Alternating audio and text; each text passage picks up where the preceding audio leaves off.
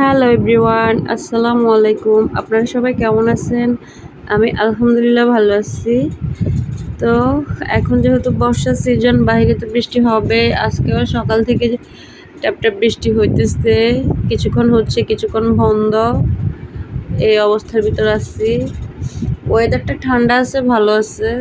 তো এই তো এখন রান্নাবান্না চলে আসলাম। এখানে ভাত বসে দিছি ফার্স্টে। তো অনেকগুলা সবজি নিয়ে আসছিলো, এগুলো গোছাইতে হবে এখন আমার, যার জন্য সহজভাবে একটু রান্না করতেছিলাম। এই তো রান্না করতে নিয়েছি আজকে। এখানে ডিম ভুনা করব আর মাছের পেটের টুকরো দিয়ে একটা আলু দিয়ে সাথে একটু ঝোল ঝোল রান্না করব।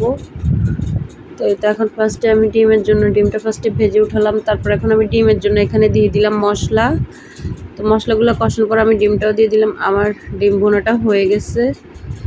তো সংক্ষিপ্তভাবে করতে চাইছি, পরে আবার বললাম যে না, শুধু শুধু ডিম ভুনা দিয়ে খাওয়া হবে। তো পরে মাছ দিয়ে একটা আলু দিয়ে ঝোল ঝোল করে রান্না করছিলাম, সেটা আর দেখাই নাই।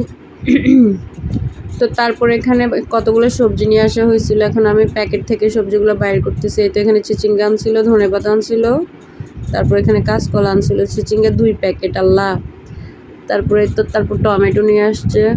এরপর এখানে কাঁচামরিচ, বাজারে নাকি কাঁচামরিচের অনেক দাম, তবে কাঁচামরিচগুলো অনেক ফ্রেশ ছিল। তো এরপরে এখানে আনছিল আবার আমার জন্য শুকনা মরিচ। তারপরে এখানে আমার আদা শেষ হয়ে গেছিলো, তো আদা আনতে বলছিলাম, আদা আনছিল।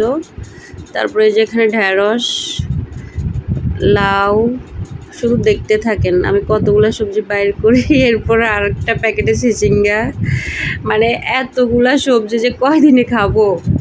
আচ্ছা, আপনারাই বলেন, সবজি টাটকা টাটকা খেতে ভালো লাগে নাকি ফ্রিজে রেখে রেখে খেতে ভালো লাগে? কোনটা ভালো লাগে?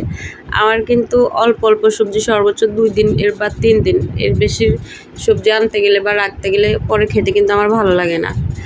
1-2 আইটেম আনা হলে বা 1-2 দিন গেলেও সবজি কিন্তু টাটকাই ভালো লাগে। তো এখানে আরও 2 রকমের শাক। তো দেখছেন কতগুলো সবজি। যাই হোক, কি আর করা, যেহেতু আনছে, এখন যেটা আগে খেতে হবে সেটা তো আগেই খেতে হবে, আর যেটা রেখে খাওয়া যাবে সেটা রেখে খাবো। তো এখন আমি এখানে লাল শাকগুলোর গোড়া কাটতেছিলাম, লাল শাকগুলো বেছে তারপর রাখবো। তারপর এখন ধনেপাতাগুলোরও গোড়া কেটে নিচ্ছি। লাল শাকগুলোর ভিতরে এত ঘাস পাতা ছিল। এখনকার লাল শাক তো আসলে খেয়ে তেমন একটা মজা পাওয়া যায় না। সিজনালগুলোও তেমন একটা লাল টকটকা হয় না। আগের দিনে লাল শাক খাইলে ভাত শাক একদম হাত পুরো লাল টকটকা হয়ে যেত, আর এখনকার শাকের তো কোথায় কি। তো এই তো যাক, তারপর আমার কাছে কিন্তু শাক রান্নার কাছ থেকে লাল শাকগুলো রান্নার থেকে ভাজি বেশি ভালো লাগে। তো আমার ভিডিও ভালো লাগলে অবশ্যই তোমরা শেয়ার করে দিবা। তো সবাই সুস্থ থাকবে, ভালো থাকবে, আল্লাহ হাফেজ।